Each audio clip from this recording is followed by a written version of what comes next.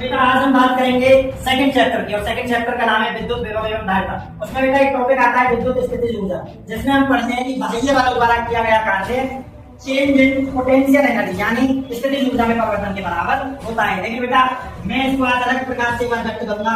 11वीं क्लास में एक टॉपिक पढ़ते हैं कार्य ऊर्जा खंड, जिसके अनुसार में बताया जाता है कि सभी बलों द्वारा किया गया कार्य चेंज इन काइनेटिक एनर्जी के बराबर होता है, यानी सभी बलों द्वारा किया गया कार्य गतिज ऊर्जा में परिवर्तन के बराबर होता है। और बेटा बल कितने प्रकार के होते हैं? 2 प्रकार के, संरक्षी बल और असंरक्षी बल। तो मैं लिख सकता हूं वर्तमान बाई कंजर्वेटिव फोर्स प्लस वर्तमान by non conservative force equal to change in kinetic energy. इसको बेटा पहला इक्वेशन लाना है। और दूसरी बात हमें एनर्जी को बढ़ाई जाती है संरक्षी बल द्वारा किया गया कार्य, यानी वर्तमान बाई कंजर्वेटिव फोर्स। और इसको जब हम लिखेंगे तो ये बताया गया कि वर्तमान by conservative force directly equal to minus times of delta U, यानी पोटेंशियल एनर्जी के नेगेटिव चेंज के बराबर होता है वर्तमान बाई कंजर्वेटिव फोर्स वर्तमान बाई संरक्षी बल। तो बेटा इसको सेकंड इक्वेशन, और जब मैं सेकंड इक्वेशन से वर्तमान बाई संरक्षी बल का मान रखता हूं तो उत्तर आता है बेटा minus times of delta you वर्तमान बाई बाह्य बल। अच्छा मैंने बाह्य बल क्यों लिखा है? वहां पे असंरक्षी था, क्योंकि असंरक्षी बल है एक प्रकार का बाह्य बल, क्योंकि जितने भी बाह्य बल होते हैं वो सभी असंरक्षी होते हैं।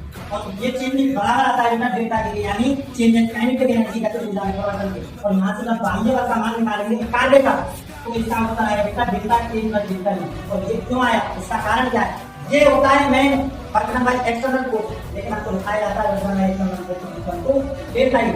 ये बेटा स्पेशल केस है अपना, इस केस के हिसाब से हम सभी उत्तर निकाल सकते हैं, इसके हिसाब से केवल विद्युत स्थितिज ऊर्जा मान जाएगी। और ये इसलिए आता है क्योंकि हम जो अनंत से चार्ज लेकर आते हैं उसको धीरे धीरे लाते हैं, जीरो एक्सेलरेशन से लाते हैं या कांस्टेंट वेलोसिटी से लाते हैं। और तीनों ही केस में बेटा डेल्टा के का मान हो जाता है 0, इसलिए हमारा वर्तमान by external force equal to आता है delta U. Thank you very much.